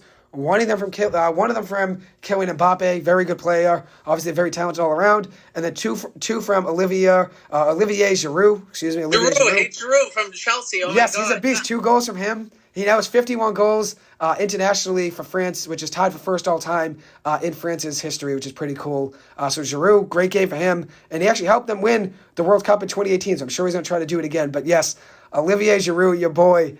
Chelsea stud, 2 goals today. So obviously he's staying hot on the field for France like he is for Chelsea as well. Is that your favorite player in Chelsea? Oh boy, I mean, there's so many favorite. I would definitely say David Luiz was my favorite Chelsea player starting off years back, but Giroud would probably be a close second for me. Oh, he's a stud, 2 goals. Huge. Yeah, he was really good. And there were a couple other games today that nothing really happened in. Mexico and Poland tied 0-0, so they both draw a point each. But the interesting thing with that is that's Group C, and Saudi Arabia is now number 1 in that group with 3 points. So at the end of the day, if they could just maybe win one of those games against Mexico or Poland, and then maybe even lose the other, they'll probably be in Saudi Arabia to the group of 16, the round of 16. Absolutely, yeah, anything could happen. Which is pretty cool. And then Denmark, Tunisia in Group D had a draw today, 0-0. And then that other game was that major upset 2-1 for Saudi Arabia. So we really broke down all of the big games, which is pretty cool. But Saudi Arabia only had 3 shots on goal the whole game, right? 3 shots the whole game, 3 total. Well, I think all 3 of them were on target, and 2 of them were goals, which is awesome. 2 out of 3 shots were goals, which is crazy. And then you look at Argentina, 15 shots. They possessed the ball for 70% of the game. Saudi Arabia gets the win 2-1, only possessing the ball for 30% of the game with only 3 shots, which is nuts. That is wild. Which is nuts. And Argentina had the lead. I mean, they were up 1-0 after a Lionel Messi goal to start the game in the first 10 minutes. And then Saudi Arabia 2 goals in a 5-minute window, the 48 and 53-minute mark. Took the lead, never looked back. And the crazy thing about that game is that they were heavy underdogs, which everyone thought. But they were plus 2,500 money line. So if someone were to bet $10 for fun, they would have won $250 on Saudi Arabia. So crazy, though, that obviously Argentina was such heavy favorites. No one would have given Saudi Arabia a chance in Vegas or in real life in general, and they got the win. So who knows about Friday, England versus the U.S.? You never know. Good way to spend the day after Thanksgiving. So exactly. Yeah. And speaking of Thanksgiving, before we jump to we can do actually the Thanksgiving foods. I've been doing a little bit of ranking now. The last couple episodes I've done last Tuesday and last Wednesday on my podcast, and then one on my radio show last Tuesday. I did a ranking with whoever I had on as a guest, top 3 Thanksgiving foods or side dishes, desserts, whatever it may be. So keep that in mind for the ending. We'll come to that at the end. Okay. But I want to talk about your music website. You've been doing it now for 13 years, writing about, as I said, so many Boston local artists. How has it been doing that? Obviously, now you're 13 years in, so you've met probably a million artists. You had the chance to talk to so many. What's it like, and what do you love doing about it? I think probably what do you love about doing it? The subject and verb that I switched up, but you know what I mean. Yeah, the thing I just love the most about it, again, is just, getting a chance to meet and interact with all these artists, whether it be in person, doing interviews, like both in person or, over the phone. It just really is an incredible honor just to, hear about their story, because I think that's really what's most important, too, is just, hearing about the story, how they create music, their creative process, what styles did they want to emulate? Just literally everything about the artist, and just one swoop. And writing articles too, and the interviews and the podcast, and then I have a Facebook Live I do every Friday, and just to really see it evolve from when I first started the site back in 2009, it was just for album reviews. But I never would have thought it would have come to this. 13 years later, all the artists I've met, especially in the Boston area and even beyond, and even some from across the pond in the UK, it really boggles the mind, really, that I've come this far, and just really the impact it's had on so many artists, locally and beyond, too. It really is an honor, and I'm really so thankful for all the artists I've interviewed and met and come across along the way. And I think it's honestly a great platform. You give artists a chance, smaller artists, like even my friend Mark Walsh. He's never been on a podcast before. You gave him a chance to talk on a podcast, talk about his music, talk about how he's come about making his songs, writing songs, who his music inspirations were, what does he do in his free time, Northeastern hockey. I mean, you give people a platform to talk about themselves as an artist, how they started out loving music, and then you also give them the chance to talk about their life outside of music and what their other passions are. And it's really cool. I mean, you've been doing great things with your podcast. 381 episodes now on Spotify, which is nuts. I don't know how I'm at like 75 right now, which I think is a lot. 381 episodes on Spotify over the years. And then also, like you said, you started out just reviewing albums from Boston local artists, right outside of Boston. And at the end of the day, that started in 2009. It's branched out into writing articles online on your website. And now it's branched all the way out to Facebook Lives and podcast episodes. And what do you like about the podcast? Do you just love being able to talk to the artists, obviously ask them about their free time and learn more about how they made songs? Yeah, pretty much just with the artists and doing the interview series, which I started doing a little bit. I started the podcast in 2013, and I did interviews intermittently because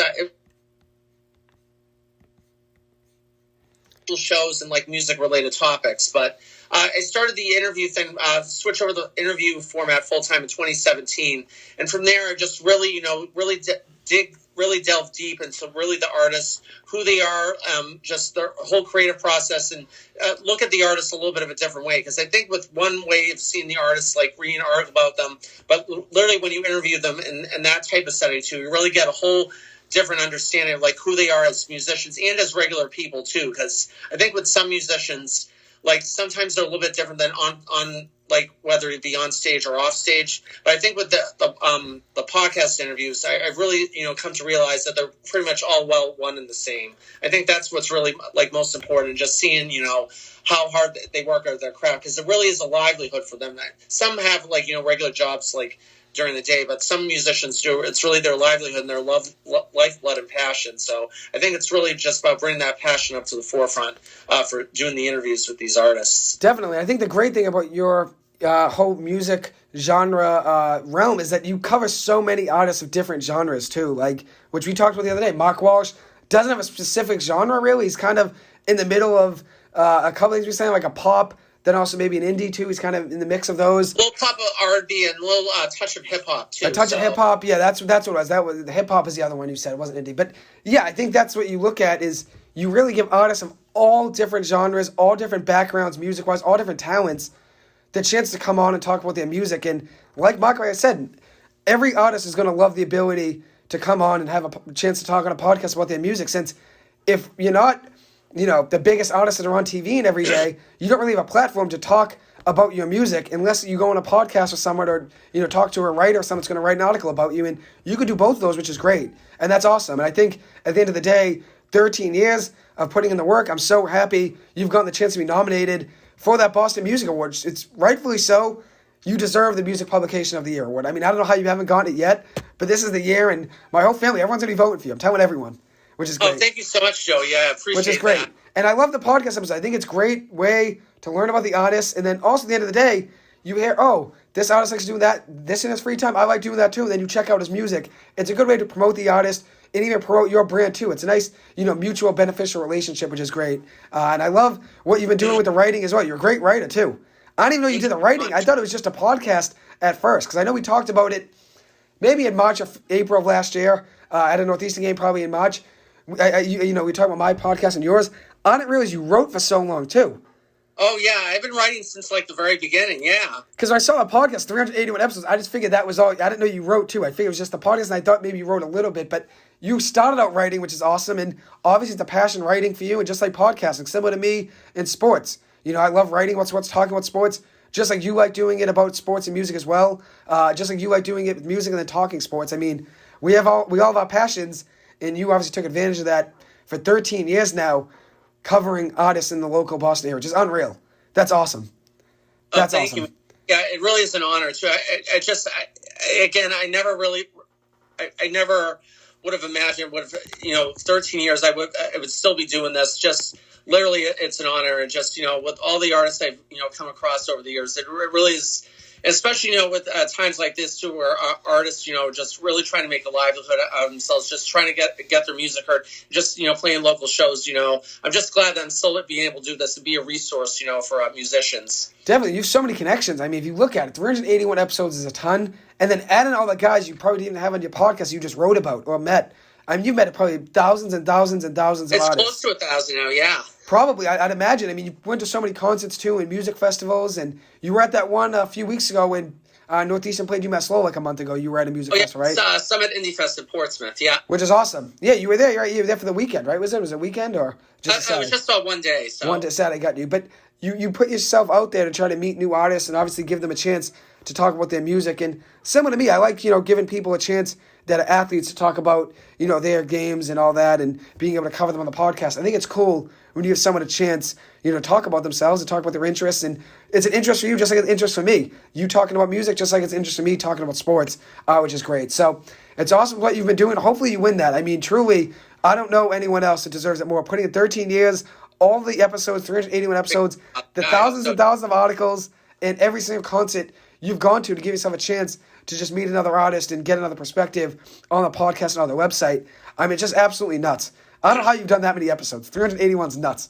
I don't know how I do it either, too. It's just magic, because most of the episodes I usually record either the day of or the day before, so it's really putting together quickly, especially because most of my episodes are around half an hour or 22 minutes, however long they are, but just literally either the day before or the day of, I get everything ready, so... Which is awesome. No, you've done great with it, and I think at the end of the day, keep doing that. Keep doing what you love. At the end of the day, it's now starting to really show, and considering now the Boston Music Awards see it too, it's starting to show to everyone. It should have shown to everyone before, but now you're finally getting that recognition, which is awesome. Which is Thanks. Awesome. You deserve it. And as I said, I'm going to repeat it one more time, bostonmusicawards.com/vote. Go all the way down. It is at the bottom, I believe, right towards the bottom of the middle. Music Publication of the Year. Select MusicBoxPete. One vote per email address. You got a couple email addresses? Throw them in. Do every email address you got. Yes, please. Do every email address you got. MusicBoxPete. Anyway, so the music, it's obviously great talking about that, talking Northeastern hockey. All that's a pleasure. I'd love to have you come back on and do that anytime. It's really great. I mean, at the end of the day, you follow Northeastern hockey to the same degree I do. And no one does. No one else is that big a super fan. No one else understands how we feel about it. Exactly. It's honestly great, and it's a pleasure having you come on here. I don't want to take up too much more of your time. You've already given me an hour and a half here plus, or an hour and 20 minutes at least. But I want to ask you this, and I've been doing this now the last few episodes. Top 3 Thanksgiving dishes, side dishes, desserts. What do you got? I'll give you my top 3 so you can think for a second. Last week, I think I had stuffing at 1. Number 2, I believe, I'm trying to remember right here. It's actually hard to remember. I think I had stuffing at 1. I think I had crescent rolls at 2, I believe, because they're unreal. And then number 3, I had this like pudding pie my mom makes at 3. What do you got for your top 3? Oh, so with number 1 for me is mashed potatoes and gravy. Mashed potatoes I had. That's what I had at 2. It wasn't the crescent rolls. You gotta have that at 1. Stuffing at 2 for me.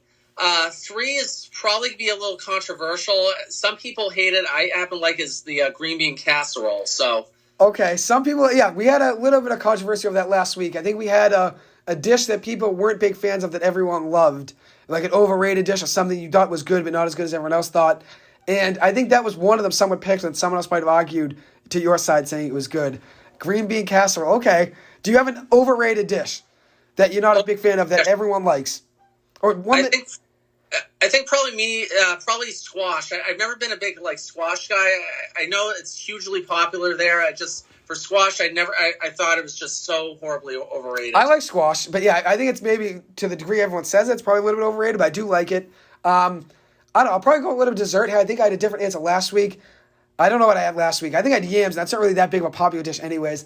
I think I'll go apple pie. I think it's good, but I think it's slightly overrated with considering how everyone... I've just eaten so much apple pie over the years. I know how it tastes, so it's like... Exactly. I think that's probably the best way to put it, that it's good, but maybe a little bit overhyped. And so now we've talked Thanksgiving dishes. One last thing. Now we're going to give a top music. Do you have a favorite genre of music? Number 1, number 2, number 3. Do you have a top 3 genre list or no? Because you like everything.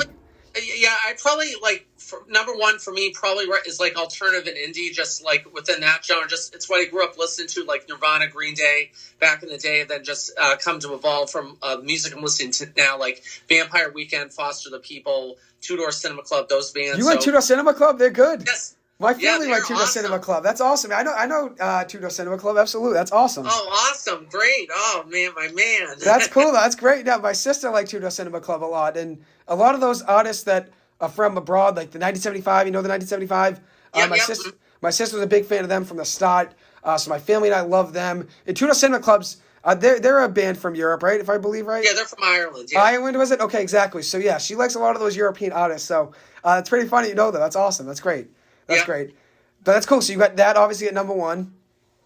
Number 2 for me, which I've been getting to more in over the years, is country, which is a genre I never thought that I really loved, but it's really seemed to have taken over. Especially my good buddy Troy Cartwright is a country artist originally from Texas. Actually went out to school here at Berklee College of Music, so awesome. He's actually a close friend of mine. Yeah, Chris Rudiger is a close friend of mine too. He went to school here. I think he went to Concord Carlisle High School, but and then he went to Vanderbilt. But he's a country artist in the making. So many great country artists are just sprouting up, and just it's one genre that I can't get enough of. I respect that. I'll give you my first and second before you give your third. So my first one, I'd probably go rap overall, even though over the years I'm starting some other genres right up there with rap. I'll probably go rap 1. I've always loved rap my whole life, and I've mentioned a few artists to you before: Kodak Black, Lil Yachty. I'm big fans of both of them. But there's a ton of artists in there I love that are right up there with them. And then number 2, I'd probably say pop. That's probably my second favorite genre. And then my third, which we talked about this the other night, and we were talking about this the other night, I mentioned a few artists to you, like Genesis and U2, classic rock.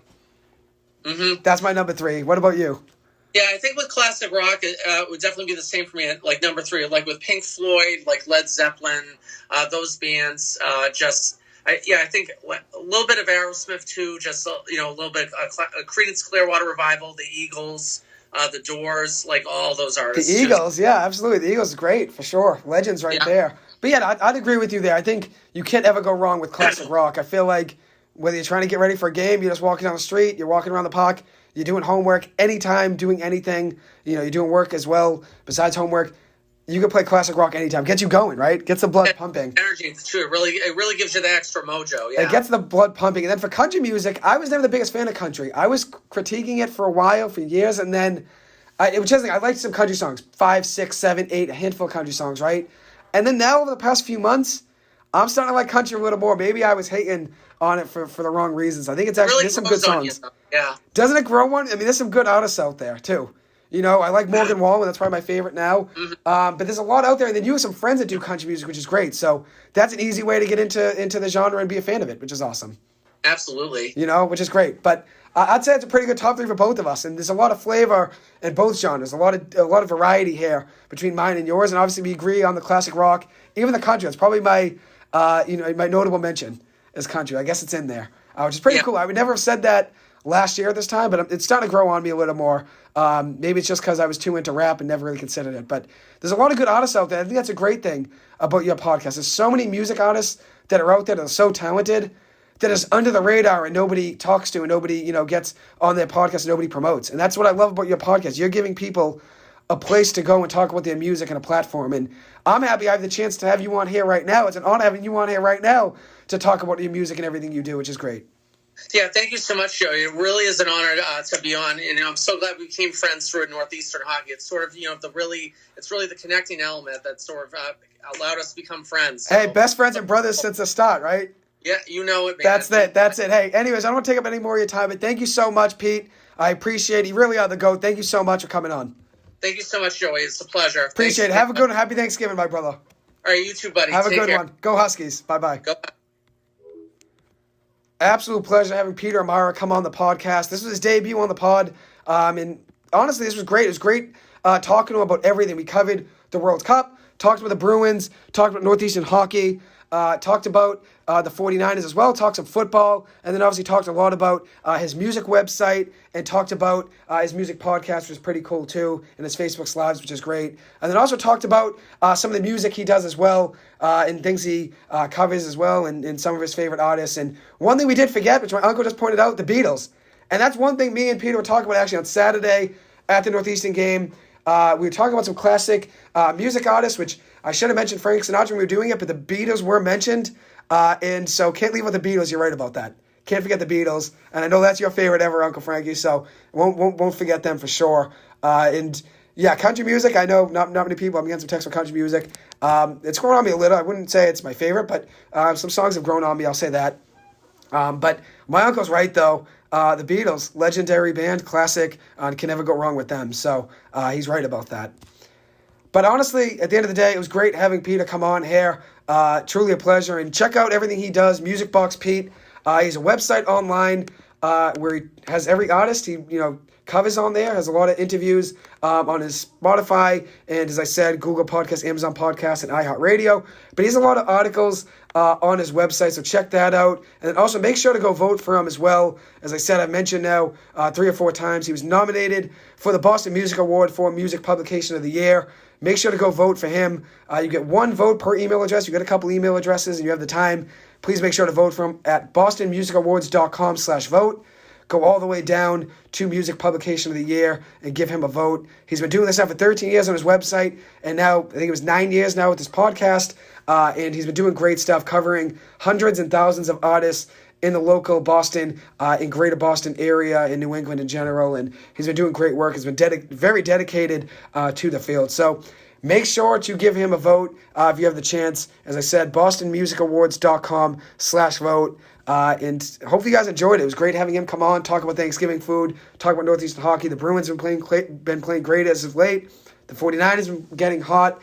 And also having the chance to talk about the World Cup. And there's a couple of games I want to mention really quick before I get off of this. I was at Saudi Arabia game, as I said, getting that win over Argentina.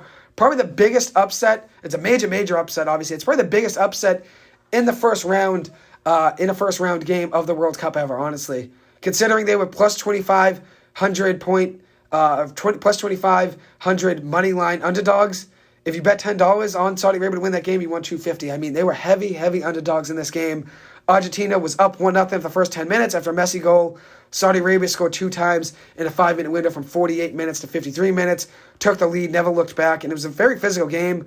Saudi Arabia had 21 fouls to Argentina 7, 6 yellow cards for Saudi Arabia to Argentina 0, and they only possessed the ball for 30% of the match to Argentina 70%. Argentina 15 shots to Saudi Arabia's 3. Argentina ended up getting the win 2-1, which is awesome. So congratulations to them. Obviously makes the World Cup very interesting to see what happens following now what happens to Argentina. Now they have to go 2-0 and win both their next 2 games by big goal leads, considering now that they're down 0-1 in this group, considering the other 2 teams in this group Mexico and Poland. Both of them got ties today and got a point apiece. Since it's a point for each tie, 0 points for each loss, and 3 points for each win. Saudi Arabia right now first in Group C with 3 points. Mexico and Poland with a point apiece.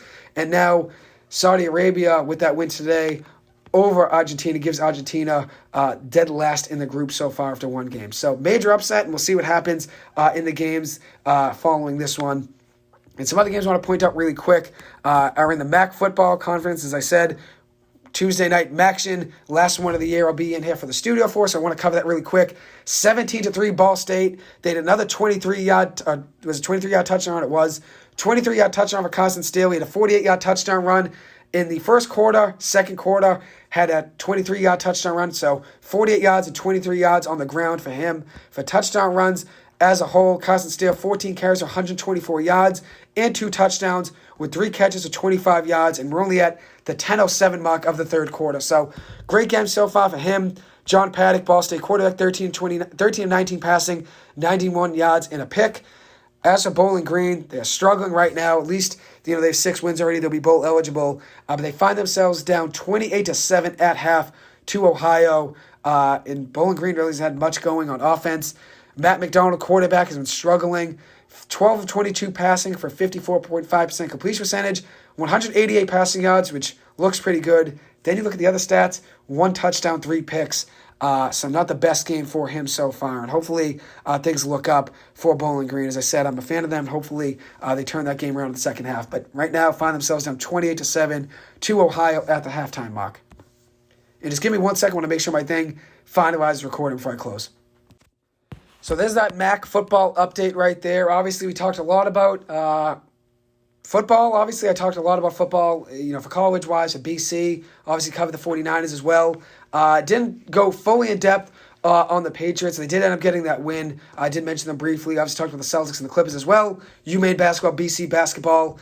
And then also covered some other things across the NFL with Sam Darnold and Zach Wilson. What's going on there? Obviously, Sam Darnold getting the start for the Panthers this weekend, and then Zach Wilson potentially being benched next week for the Jets. We'll see what happens there. But I love covering everything here on sports. Honestly, the World Cup, I was never really too into soccer, honestly. And then with the World Cup starting, I figured this is a big tournament. I have to cover it just like I covered the NHL draft, just like I covered the MLB draft, which there's a lot of things that you can cover in sports that you don't think you could. Like I thought, there's no way I'm going to be able to cover the NHL draft because I don't know every single player. And then you take the time and research and look at, what players are projected top 10, what players did across overseas.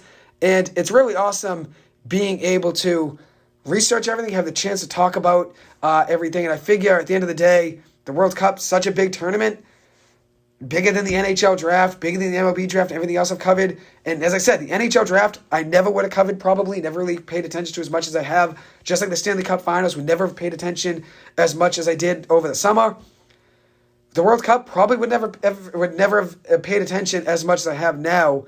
But now with this platform, being able to talk sports, you have to cover the biggest things in sports. Just like over the summer, the MLB draft was big since it wasn't really going on, much over the summer. You have to cover the biggest things, and that's why I'm happy I'm able to cover some big things in sports like the World Cup, considering it's so international and so many teams, so many countries that are following it, and it brings the whole world together. Since soccer is really the biggest sport across the world, the most international sport, even though I love football, I love baseball, that's really based on geography. Football, no one else plays besides the United States. And then you look at it, baseball is really just America, and then obviously as well Central America, South America. But besides that, not many countries play baseball. And then obviously Japan plays it. But if you look at it, a lot of the time, baseball, football, it's really based on geography. And then basketball, it's international, but not as big as soccer. And soccer is huge. Hockey, really, that's international as well, but not to the same degree as soccer, obviously. So I'm happy I'm able to cover a lot of these things on the podcast. Hopefully you guys enjoyed it. Anyways, hope you guys all have a great Thanksgiving. Hope you guys all have safe travels, safe flights to and from wherever you're going. Hope you guys are all with your families and stay healthy and stay well and enjoy yourselves. But thank you guys so much, as always, for taking the time to listen to this. I'll be back on next Tuesday night, November 29th, to talk about whatever's going on in the World Cup, probably talk a little bit about the MLB. Today, Aaron Judge was meeting with the San Francisco Giants. That's his first free agency meeting, which is pretty cool, seeing that now, obviously, the MLB is starting going with their free agency. Obviously, last week it opened up, and now it's starting to heat up with Aaron Judge. Wherever he signs, it's going to be huge seeing where he goes. And I'll definitely cover that more across the MLB next week. And then one other thing with the Giants, I didn't really get to go too in-depth with the Giants. They had a tough loss this past weekend to the Detroit Lions. Brutal game for the Giants. Suffered a lot of injuries as well. And now Adoree Jackson's out 4 to 6 weeks with an MCL sprain. You got Andrew Thomas, who's had an illness, so he didn't practice today. Evan Neal's been coming back from an injury. You had Wanda Robinson tear his ACL on Sunday, unfortunately. The Giants still hold themselves at 7-3 on the year, but a tough loss at home to the Lions this past weekend, 31-18. But before I close, I want to talk about Daniel Jones really quick, since I think a lot of people are getting back to blaming him for some things, because a couple of those interceptions. No matter what Daniel Jones did in that game, the Giants probably were not winning, considering Saquon Barkley had 15 carries for 22 yards and no touchdowns. He had 2 catches of 13 yards. So Saquon Barkley as a whole had 35 yards from scrimmage on 18 or 17 touches. So we're not going to win any game where you're not getting at least 50 or 60 yards from Saquon Barkley. The Giants didn't get anywhere close to that. Daniel Jones was forced to throw 44 times, 27 completions, a 61.4% completion percentage, with 341 yards, a touchdown and 2 picks, and a 74.1 passer rating. He also added 7 carries of 50 yards and a touchdown on the ground. That was the Giants' first touchdown. But people are going to come at Daniel Jones. This was not his fault at all. Giants have a lot of injuries. If you look at who his receivers are now going into next week, Darius Slayton, Richie James, and Kenny Galladay. And Isaiah Hodgins as well, who had a bad fumble. Darius Slayton is the Giants' wide receiver 1. Wanda Robinson had a great game, 9 catches, 100 yards, no touchdowns, but had a great game. Now going into next week, Daniel Jones is number 1 receiver going into Dallas right now for Thursday, which is a 4:25 game at Dallas. Dallas obviously holds a Thanksgiving game every single year on Thanksgiving, just like the Detroit Lions. That's an NFL tradition for the Lions and the Cowboys. This will be a tough game for the Giants. They're currently 9.5-point underdogs to Dallas. Dallas 7-3 on the year, coming off a huge win over the Vikings last week, 40-3. Dak Prescott was elite, 22 passing completions in 25 attempts, 276 yards and 2 touchdowns, and they also added 15 carries of 80 yards from Tony Pollard, 15 carries of 45 yards from Ezekiel Elliott with 2 touchdowns. Pollard also was great in the air, 6 catches, 109 yards, and then CeeDee Lamb, 5 catches of 45 yards. Pollard also added 2 touchdowns on the in the air, receiving-wise. So that could be a tough game for the Giants, considering they'll be without Adoree Jackson. Their number 1 corner, Fabian Moreau, is looking like he's banged up right now as well. He missed practice today. The Giants' starting cornerback going into the year, CB2, so the cornerback 2 position, was Aaron Robinson. He looks like he's out for the year. So the Giants are going to go into this game with a lot of injuries. And as I said, this last game this past weekend, even though Daniel Jones did throw 2 interceptions, one of them was a great read by Aiden Hutchinson. He just really jumped a route. The other one was an overthrow to Lawrence Cage of the Giants' big tight end. That was a bad throw by Daniel Jones. Can't really defend him too much there, but I know what he was going for. They're just trying to give his tight end his big tight end a chance to go and make a play. But we'll see what happens with the Giants. And obviously the Patriots as well. They play on Thursday against the Vikings. So the Vikings come off a bad loss to the Cowboys 40-3, where if you look at it, the Cowboys locked up Justin Jefferson, 3 catches of 33 yards on 5 attempts. This could be a good time for the Patriots to play the Vikings. They're coming off a loss to the Cowboys 40-3, and now they'll play the Patriots on Thursday night. That'll be Thursday Night Football on NBC, though, since it's a Thanksgiving game. I don't think the NFL sold the Thursday Thanksgiving rights to Amazon. So this game will still be on NBC. The Vikings right now 2.5-point favorites at home versus the Patriots. The Patriots coming in, winning 3 in a row, averaging 21.3 points per game. The Vikings, similar, 22.9 points per game, which is 13th in the NFL. Patriots 20th in the NFL in points per game. And if you look at it, the Vikings, before that loss, really had a great win streak. They won 7 in a row before losing this past game. Still hold themselves at 8-2 on the year, and 4-1 in the last 5 games. Still first in the NFC North and hold the second best record in the NFC. Right now it's the Eagles, then the Vikings, then the Niners, and the Cowboys. The Bucks as the 4th seed. They currently are the NFC South division leader. And then after that, this is based on not records. This is based on where teams stand in the playoff standings. The Giants, Seahawks, and Cowboys are your 3 wild card holders right now in the NFC. The best records in the NFC right now are the Eagles at 9-1, Vikings at 8-2, Cowboys at 7-3, Giants at 7-3. the Seahawks at 6-4, the Niners at 6-4, and the Bucks at 5-5. And then the Commanders not too far behind at 6-5. They've won 2 games in a row, starting to get hot. They do have a game this weekend against the Falcons, who are 5-6 on the year, and then have the Giants at New York at MetLife Stadium in New Jersey in Week 13, then have a bye week, and then play the Giants again in Week 15. So those are 2 big games there for the Giants. Hopefully they get some health back, but it looks like the Giants are going to be battling injuries for the next few weeks, considering Adoree Jackson's out 4 to 6 weeks, Wanda Robinson's out for the year. Hopefully Odell Beckham Jr. makes his decision soon when it comes to the Giants, but it looks like a lot of the Cowboys players, like DeMarcus Lawrence and even Dak Prescott now, and the Cowboys Twitter's even trying to lure him into going to Dallas, just like Micah Parsons. Hopefully he doesn't see any of that, and he's trusting the Giants players who I'm trusting them. They've been on air. Julian Love, Darius Slayton, and Saquon and Sterling Shepard have all said, and especially Saquon and Sterling Shepard, they're friends with him. They were on the Giants when he was there. They all said they don't need to go to Twitter to try to get Odell on the Giants. And at the end of the day, hopefully I believe that and I trust that, and I hope he's back. Hope he's back in a Giants uniform, especially considering we could use him out there with all the injuries we have. And if you look at it, the Giants really could use another playmaker, even when guys were healthy. Even when Kenny Galladay's healthy, he's not giving you really anything on the field. And even when Wan'Dale's healthy and Slayton's healthy, the Giants need another guy that can stretch the field and go deep. And that's what I believe Odell could bring to this offense. So we'll see what happens there. I'm sorry for the extra 5 minutes here of the Giants run. I just wanted to mention them. But anyways, thank you guys so much, as always, for taking the time to listen to this. Shout out once again to my boy Peter Amara. MusicBoxPete is his website. Check out his podcast. Check out all his interviews on Spotify. And check out all his articles online as well. And check out his Facebook Lives as well on Friday nights. He's great at what he does. And as I said a million times this episode, check him out on BostonMusicAwards.com/vote. Check out that website and make sure to vote for him there. 1 vote per email address, I said. Please make sure to vote for him there. It'd be great. It's such an honor for him, and he deserves it. 13 years doing that website and 9 years doing the podcast. He deserves it more than anyone, and thank you so much, Peter, for coming on. It was an honor having you on here, talk about everything you've done in the music industry, and then also talk about everything in sports with you as well. I really went over everything, which was great. So thank you so much. Thank you, everyone, for taking the time to listen to this. All my family members. Shout out to the O'Malley family. Shout out to the Key family. Shout out to the Loftus family. Shout out to my uncle. He's listening right now as well in Indiana. Thank you so much for taking the time to listen as well, for always engaging as well in texting me your thoughts. It really does mean a lot on all my family as well. Thank you guys so much. And quick shout out as well. Really quick, just want to give a few more quick shout outs before I close. Auntie Lisa, thank you so much, as always, for taking the time to listen. You're always a consistent listener. It means a lot to me, so thank you. And the whole O'Malley family, shout out Zaddy Earth as well. My godfather, Tommy, I talked about him last week when I had my friends in the studio talking about a New York trip. My godfather runs a business. It's actually right now at the Holiday Market in Union Square, I believe, in New York City.